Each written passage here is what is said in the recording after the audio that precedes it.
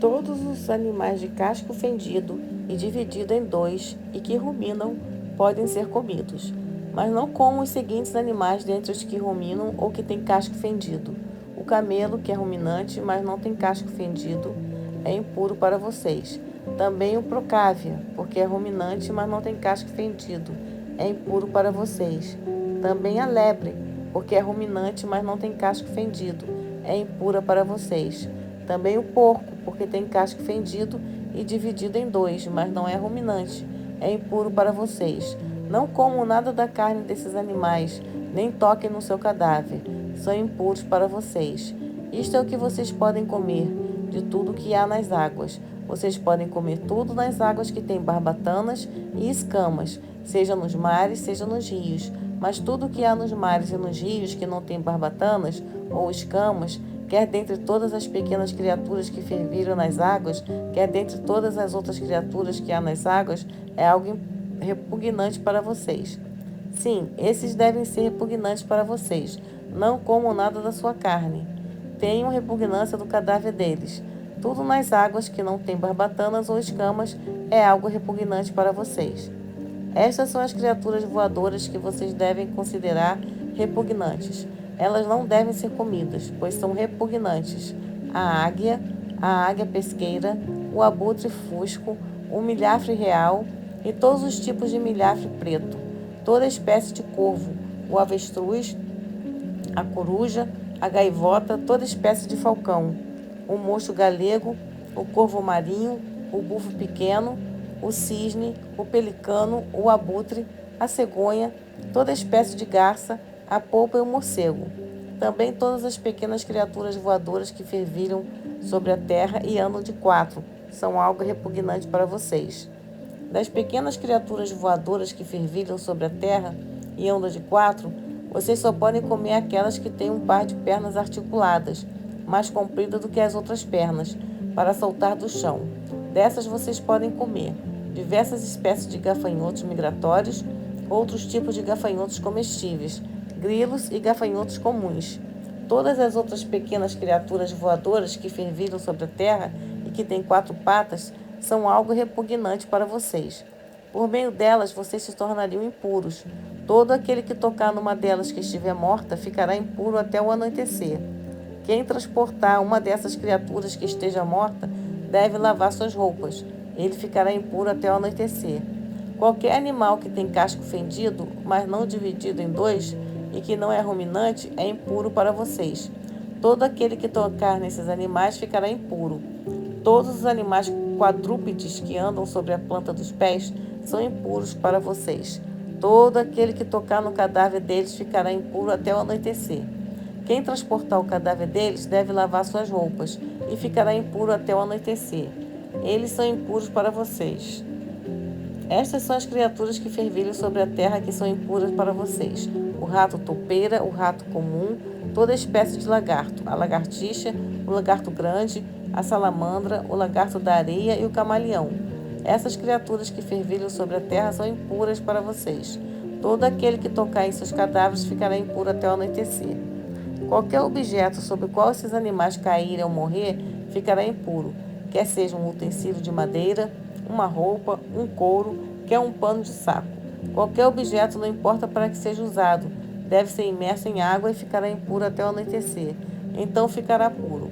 Se cair num recipiente de barro, vocês devem quebrá-lo, e tudo que estava nele será impuro. Qualquer tipo de alimento que entrar em contato com água procedente desse recipiente ficará impuro, e qualquer líquido que se possa beber que estiver nesse recipiente ficará impuro. Tudo aquele que cair o cadáver deles ficará impuro. Quer seja um forno, quer um fogão, deve ser destruído. São impuros e permanecerão impuros para vocês. No entanto, se cair numa fonte ou numa cisterna onde se armazena água, elas continuarão puras, mas quem tocar no cadáver deles ficará impuro. Se o cadáver deles cair sobre uma semente a ser plantada, ela permanecerá pura. Mas caso se molhe uma semente e parte do cadáver deles caia sobre ela, a semente será impura para vocês. Se um animal que lhes serve para alimento morrer, quem tocar no animal morto ficará impuro até o anoitecer. Quem comer alguma parte do animal morto deve lavar suas roupas e ficará impuro até o anoitecer. Quem transportar um animal morto deve lavar suas roupas e ficará impuro até o anoitecer. Todas as pequenas criaturas que fervilham sobre a terra são algo repugnante, não devem ser comidas. Não como nenhum animal que rasteja sobre o ventre, nenhuma criatura que anda de quatro, nem qualquer de todas as pequenas criaturas que fervilham sobre a terra e que têm um grande número de patas, pois são algo repugnante. Não tornem a si mesmos repugnantes por meio de nenhuma das pequenas criaturas que fervilham sobre a terra. Não se aviltem, nem se tornem impuros por meio delas, pois eu sou Jeová, seu Deus. Santifiquem-se e tornem-se santos, porque eu sou santo. Assim, não tornem a si mesmos impuros por meio de nenhuma dessas pequenas criaturas que fervilham na terra e se movem sobre ela, pois eu sou Jeová, que os tirou da terra do Egito, a fim de ser o seu Deus. Sejam santos, porque eu sou santo. Essa é a lei a respeito dos animais, das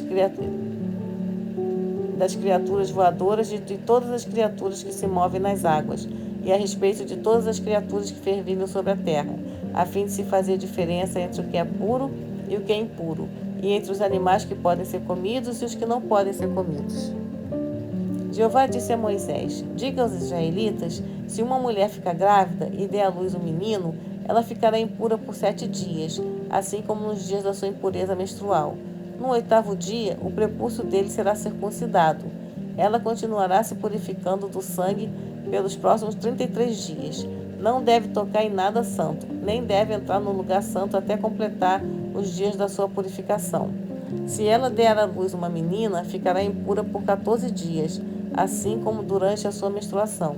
Ela continuará se purificando do sangue pelos próximos 66 dias. Quando se completarem os dias da sua purificação, por causa de um filho ou de uma filha, ela levará ao sacerdote à entrada da tenda de reunião um carneirinho no primeiro ano de vida para a oferta queimada, e um pombo novo ou uma rola para a oferta pelo pecado. Ele os apresentará perante Jeová e fará expiação por ela, e ela ficará purificada do seu fluxo de sangue. Essa é a lei a respeito da mulher que der à luz, quer um menino, quer uma menina.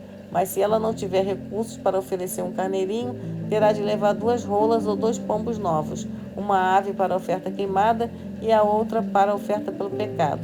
E o sacerdote fará expiação por ela, e ela ficará pura. Jeová disse mais a Moisés e a Arão: se surgir na pele de um homem um inchaço, uma ferida ou uma mancha que possa ser sinal de lepra na sua pele, ele terá de ser levado a Arão, o sacerdote, ou a um dos seus filhos sacerdotes.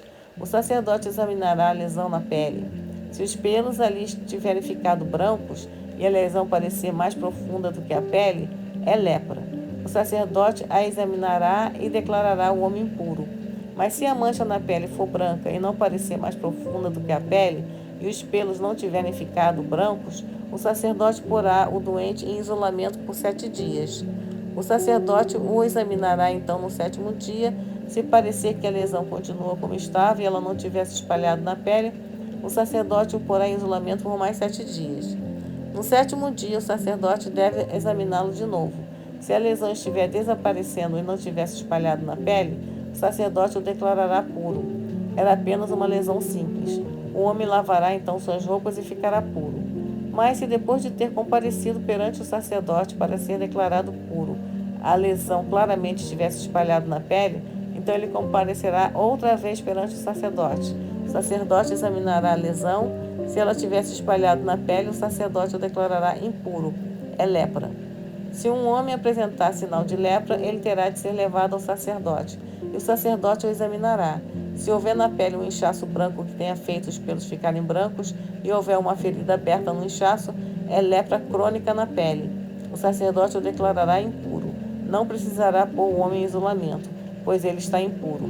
Mas se a lepra aparecer em toda a pele e cobrir da cabeça aos pés aquele que tem a doença, até onde o sacerdote consiga ver, e o sacerdote o examinar e vir que a lepra cobriu toda a pele, então ele declarará que o doente está puro.